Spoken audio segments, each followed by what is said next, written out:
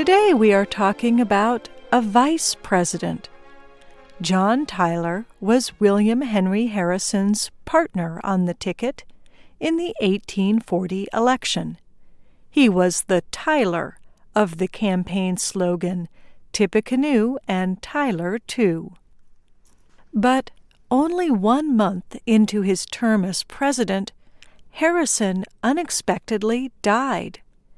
He was the first U.S. president to die in office. Today, Americans accept that when that happens, the vice president becomes the president. But in 1841, no one really knew what to do. So people turned to the Constitution. It said, if the president is removed from office, or if he dies, resigns, or is not able to perform his duties, his power and responsibility is given to the vice president. But the meaning of those words was unclear.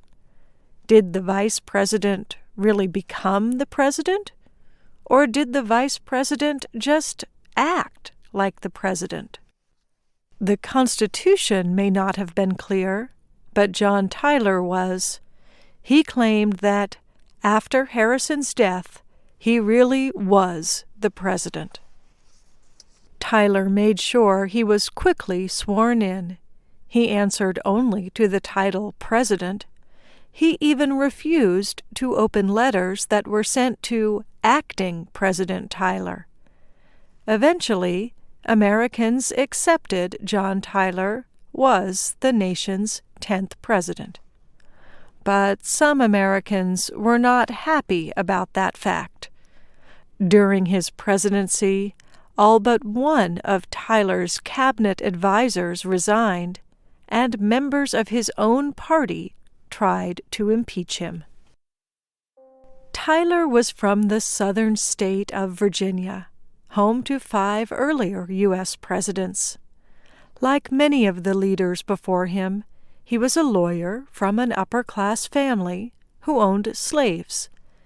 He strongly supported the power of the states against the federal government, expansion of slavery, and rule by a small, elite group.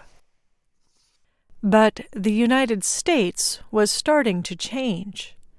For example, President John Quincy Adams had proposed creating a national system of roads.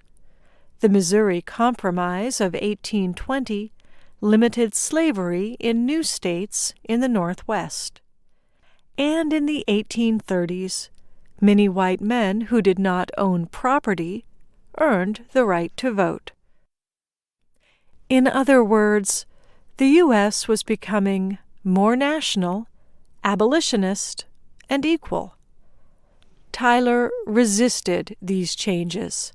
He fought against them as a member of the U.S. House of Representatives, a governor of Virginia, and a senator.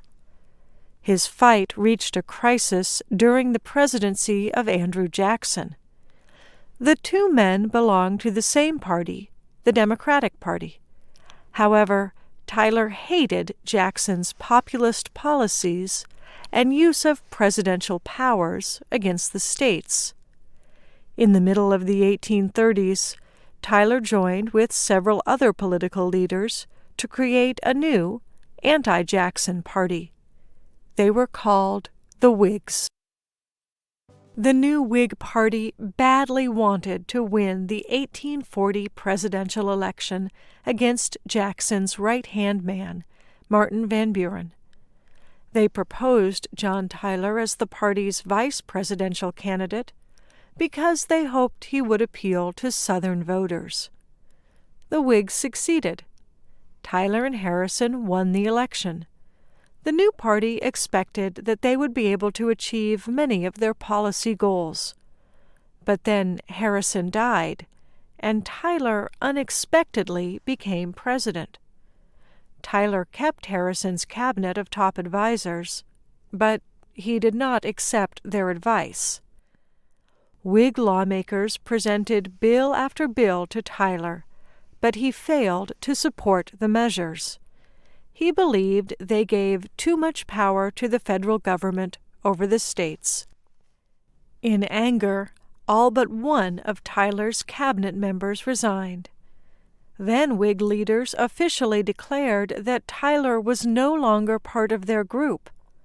The following year, they even moved to impeach him. He became known as a president without a party.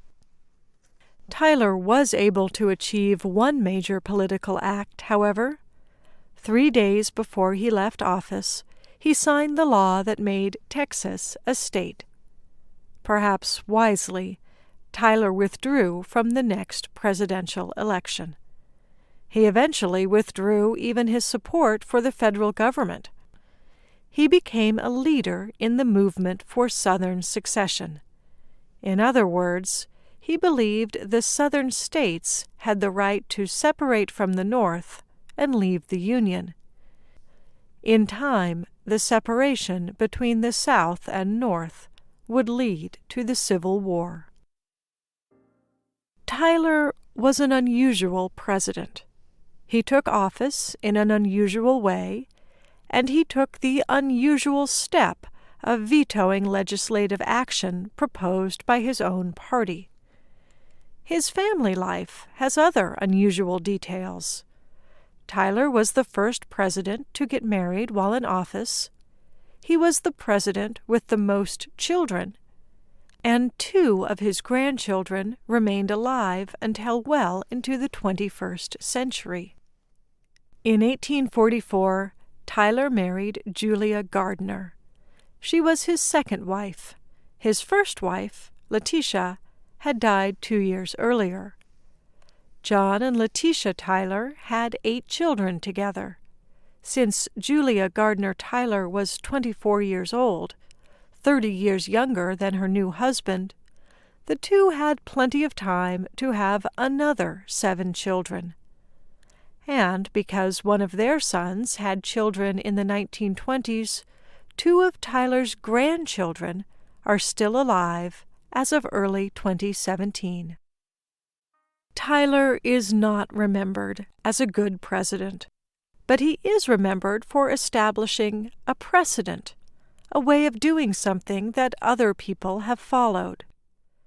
The Tyler precedent permitted the peaceful transfer of power from president to vice president in 1841, and it eased the transition after other presidents have died since then.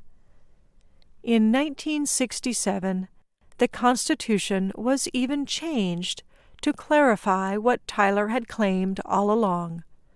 When the president dies, the vice president becomes the new chief executive.